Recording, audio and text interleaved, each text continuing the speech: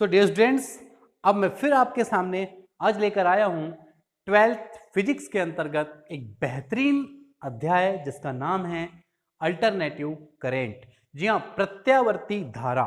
और ये एक ऐसा लेसन जिसे स्टूडेंट्स न जाने क्यों बहुत ज़्यादा डरते हैं, लेकिन यकीन माने मेरे इस लेक्चर को देखने के बाद और लगातार 4 से 5 मेरे इसके पार्ट होंगे, उन पार्ट्स को देखने के बाद आपको मैं गारंटी देता हूं एसी करंट यानी प्रत्यावर्ती धारा के हर पहलू को मैं टच करूंगा। और आपको यदि पूरी ईमानदारी से मेरे इन लेक्चर्स को आप वॉच करते हैं तो यकीन माने आपको डरने की कोई भी आवश्यकता नहीं है। ठीक है, चलो हम स्टार्ट करते हैं। हम अपने मेन टारगेट पे चलते हैं और वो टारगेट आज है हमारा प्रत्यावर्ती धारा। लेकिन इससे पहले कि हम प्रत्यावर्ती धारा में जाएं, सबसे पहले हम ये देखें कि धारा होती क्या है। तो आप ये बहुत अच्छे से जानते हैं, आवेश जब गति करता है तो आवेश प्रवाह की जो दर होगी, इकाई समय में आवेश जो गति करेगा, इकाई समय में प्रवाहित होने वाले आवेश की जो मात्रा है, हम मान के चलते हैं टी समय में यदि आवेश प्रवाहित होता है क्यू, टी समय में क्यू आवेश प्रवाहित होता है तो इकाई समय में प्रवाहित होने वाले आवेश की मात्रा होगी क्यू अपान टी। बिल्कुल बच्चों के जैसे, जैसे कि आप मैथमेटिक्स में करते हैं।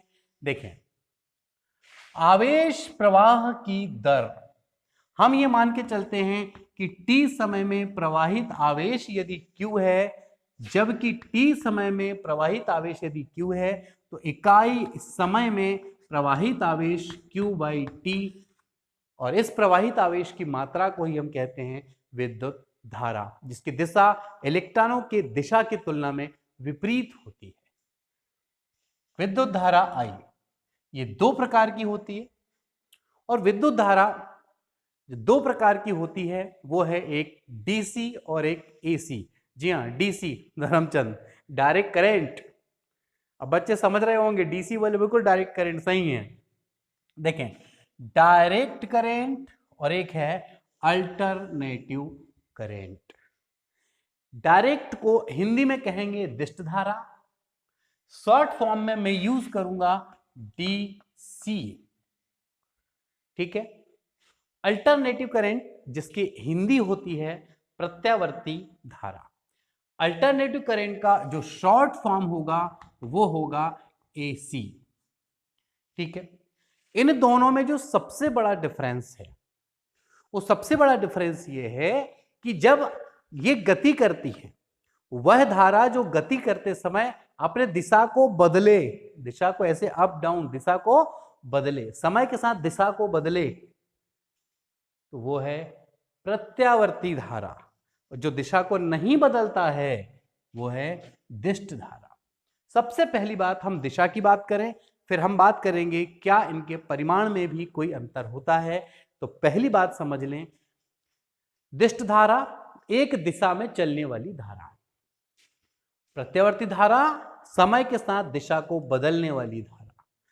ठीक, अब यहां पर डायग्राम के हिसाब से अगर देखें तो इस दिष्ट धारा को हम ऐसे कहेंगे, देखें ऐसे ऐसे ऐसे ऐसे, जबकि एसी करंट को हम कैसे कहेंगे, up down up down up down. ये है डीसी और ये है एसी।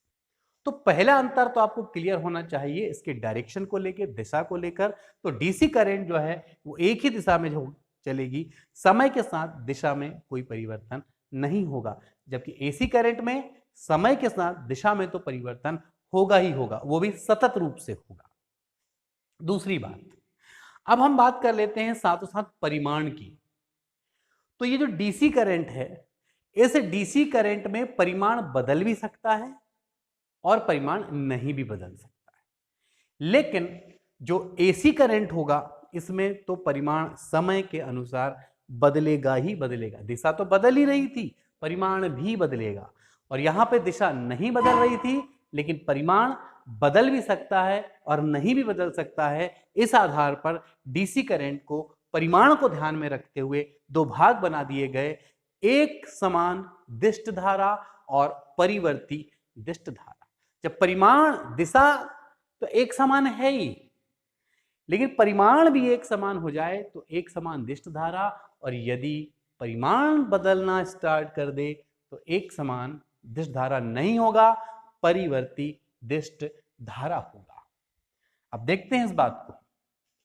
वह धारा जिसकी दिशा समय के साथ परिवर्तित नहीं होती है, दिशा नहीं बदलती है, लेकिन परिमाण परिवर्तित हो या ना हो, तो अब दो कंडीशन है।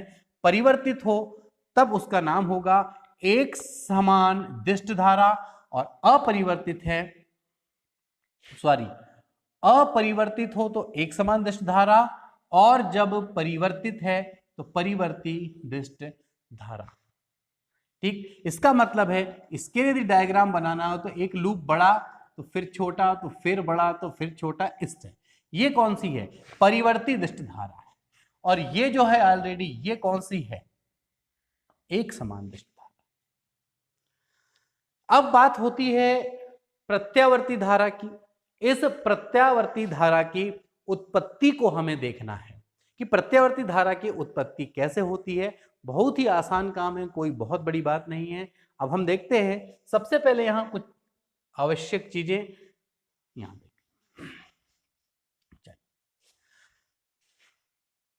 एसी करंट, अब हमारा जो टारगेट है वो डीसी नहीं है, कंप्लीटली एसी है, जो कि हमारे 12th एनसीईआरटी और किसी भी स्टेट बोर्ड के सिलेबस को ये बिलोंग करता है। हम देखते हैं यहां पर एसी करंट के बारे में। तो एसी करंट वह धारा होगी जिसमें समय के साथ दिशा में भी परिवर्तन होगा और परिमाण में भी परिवर्तन होगा, और ये परिवर्तन देखा गया है एक ज्यावक्रीय परिवर्तन होगा। ये ज्यावक्रीय, ये जो आप ग्राफ देख रहे हैं गणित के हिसाब से ये साइन थीटा से संबंधित वक्र है, जिसे कहा जाता है ज्यावक्र। तब प्रत्यावर्ती धारा के लिए यदि हमें इक्वेशन लिखना है, कोई समीकरण लिखना हो, तब हम लिखते हैं I = I0 sin omega T. लेकिन ये तो बात हुई, मैंने डायरेक्ट आपको बताया कि इसे लिखा जाता है। अब मैं आपको प्रूफ करता हूं कि कैसे इस I = I0 sin omega T को हम लेकर आएंगे, जहां I है प्रत्यावर्ती धारा। इस प्रत्यावर्ती धारा को यदि लाना हो तो आप मेरी वही टेक्निक जो कि आप जानते हैं कि जब बड़े बड़े में डेरिवेशन आप लोगों को बताता हूं, उन डेरिवेशंस में याद है आपको, मैं सबसे पहले आपके अंदर एक थॉट्स तैयार करता हूं। आपको चाहिए धारा, समझने का प्रयास करें। आपको चाहिए धारा, और धारा यानी आपको विद्युत वाहक बल, और विद्युत वाहक बल चाहिए, इसका मतलब फ्लक्स चाहिए। और फ्लक्स कब होगा? जब एक कुंडली होगी, क्योंकि अभी अभी आपने कुछ लेसन पढ़ा है, विद्युत चुंबकीय प्रेरण के बहुत से नियम पढ़े हैं, खासकर फैराडे का आपने दूसरा नियम पढ़ा था ना। उस दूसरे नियम में क्या था? जब कभी किसी कुंडली से बद्ध फ्लक्स में परिवर्तन होता है तो फ्लक्स में परिवर्तन की जो दर है वो कहलाता है विद्युत वाहक बल, और विद्युत वाहक बल से उत्पन्न होगी धारा। और जी हाँ, ये वही धारा है, वही प्रत्यावर्ती धारा कहलाएगी। कैसे लाएंगे, इसके लिए हम लेकर चलते हैं डेरिवेशन की थ्योरी। चलिए, अब मेरी इस बात को याद रखें, जो मैंने बताया आपको। तो सबसे पहले हम क्या करेंगे, एक समान चुंबकीय क्षेत्र मान लेते हैं। चलो लीजिए, ये एक समान चुंबकीय क्षेत्र है। एक समान चुंबकीय क्षेत्र में, और इसकी तीव्रता मान लेते हैं कैपिटल बी, और यहां पर एक कुंडली है जिसका क्षेत्रफल कैपिटल ए है, और उसमें तार के जो फेरों की संख्या है वो स्मॉल n है। ठीक है, देखें, माना कि एक समान चुंबकीय क्षेत्र भी है और a क्षेत्रफल और n फेरों वाली कुंडली PQRS है। अब कैसे रखेंगे, हम यहां रख देते हैं PQRS कुंडली। लीजिए,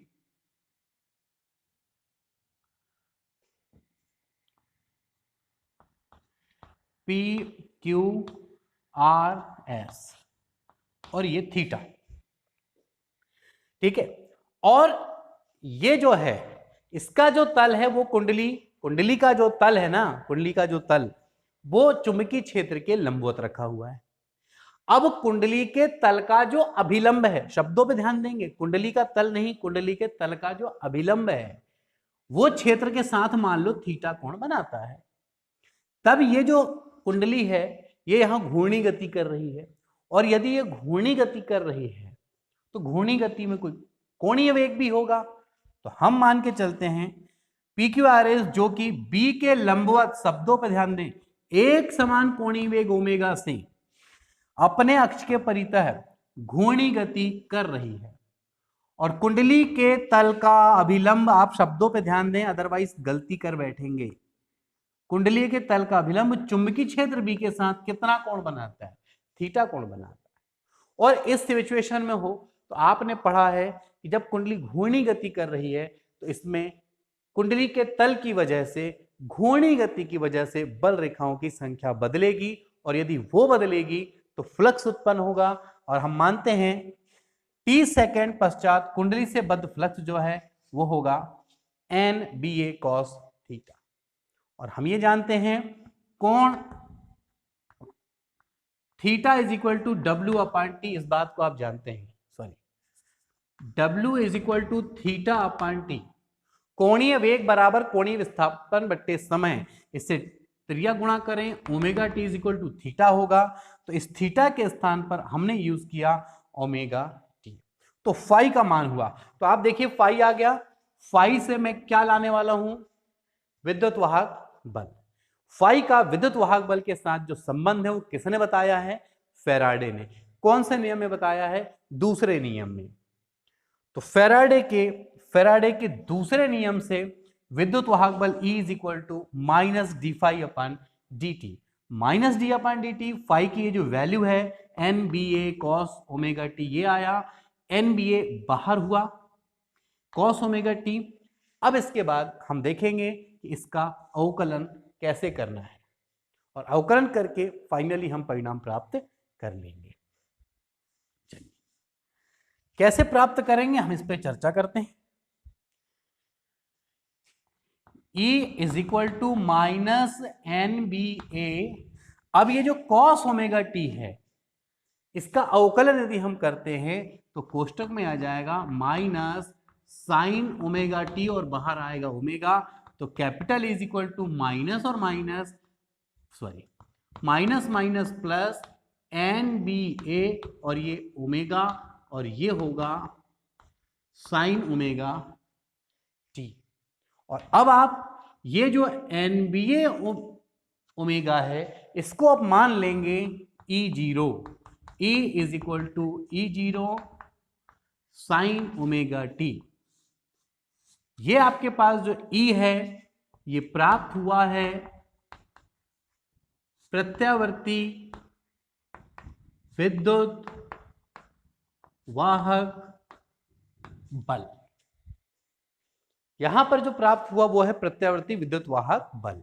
लेकिन इस विद्युत वाहक बल से अब आपको लाना है क्या?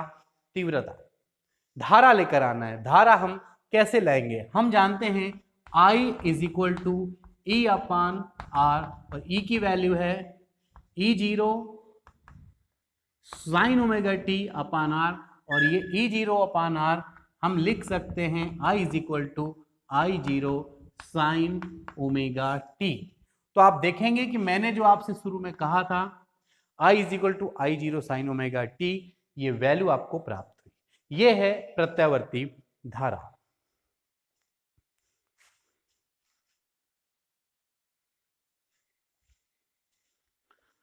और साथ ही साथ ये जो I0 है वो यहां पर शिखर मान है।